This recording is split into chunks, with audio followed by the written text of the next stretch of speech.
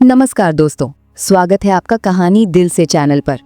आरव और सिया की शादी को अभी सिर्फ 2 महीने हुए थे। शुरू में सब हंसी खुशी था, लेकिन जैसे ही शादी का नयापन कम हुआ, घर के हालात बदलने लगे। सिया रोज सबके लिए काम करती, खाना बनाती, सफाई करती और हंसते हुए अपनी जिम्मेदारी निभाती।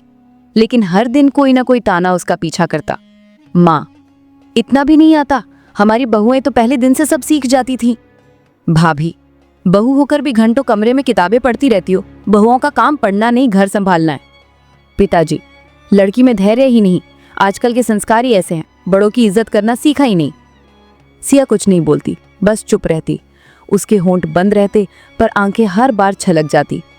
एक दिन जब वो अपने कमरे में अकेली बैठी थी, तब उसने अपने फोन में मायके का फोटो देखा। माँ पापा की तस्वीर देखते ही आंसू निकल पड़े।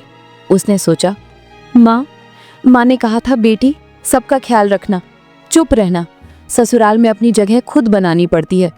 लेकिन माँ, आप नहीं जानती कि यहाँ चुप रहना भी मुझे अपराध जैसा लगता है। मुझे लगता है कि शायद मैं इस घर के लिए बनी ही नहीं।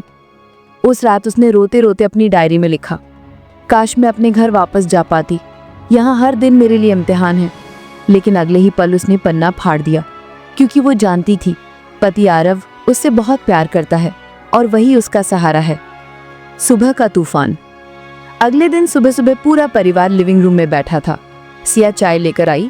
माँ ने कप उठाते ही ताना मारा, ये चाय तो कड़वी है, जैसे तुम्हारा स्वभाव। भाभी ने हंसते हुए कहा, हाँ, और इसे देखो, कप पकड़ने का तरीका भी अजीब है, बहू तो राजकुमारी बनकर आई है। पिताजी ने गहरी आवाज में कहा, इस लड़की में संस्कार ही नहीं है, पता नहीं कैसा घर से आई है। सिया के हाथ कांप गए, कप में चाय छलक पड़ी। आंसू आंखों से निकलने ही वाले थे कि तभी आरव ने कड़क आवाज में कहा, बस बहुत हो गया। सभी चौंककर उसकी ओर देखने लगे। आरव ने सबके सामने कहा, आप सबको लगता है कि सिया में संस्कार नहीं है, तो आपको बता दूं, ये सिया के संस्कार ही हैं कि ये अब तक चुप है। ये उसकी ताकत है, कमजोरी नहीं। अगर ये चाहे तो आपके हर सवाल का जवाब दे सकती है, लेकिन ये घर का सम्मान बचाने के लिए चुप रहती है।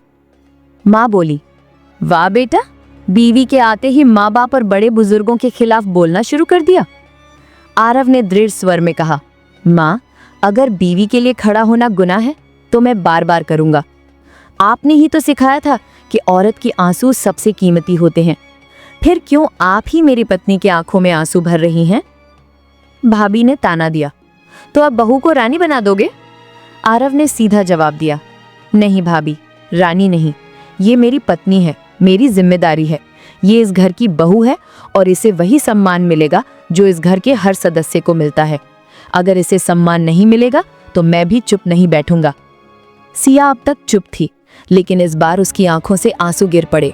उसने कांपती आवाज में कहा, मैंने कभी नहीं चाहा कि कोई मेरी वजह से परिवार में दरार पड़े। मैं तो बस यही चाहती थी कि मुझे इस घर की बेटी समझा जाए। अगर मेरी चुप्पी से किसी को लगता है कि मैं कमजोर हूँ, तो ये सच नहीं है। मैं बस रिश्तों को टूटने से बचाना चाहती थी।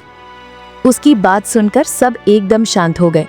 उस दिन पहली बार माँ ने अपने बेटे और बहू को गौर से देखा। पिताजी ने कुछ नहीं कहा और भाभी चुपचाप अंदर चली गईं। धीरे धीरे घर का माहौल बदलने लगा। सिया को धीरे धीरे सम्मान मिलने लगा, और ये सब इसलिए हुआ क्योंकि आरव ने समय रहते सच्चाई बोलने की हिम्मत दिखाई। दोस्तों, ये थी आज की कहानी दिल से। अगर कहानी दिल को छू गई हो तो वीडियो को लाइक, शेयर और सब्सक्राइब जरूर करें। राधे राधे।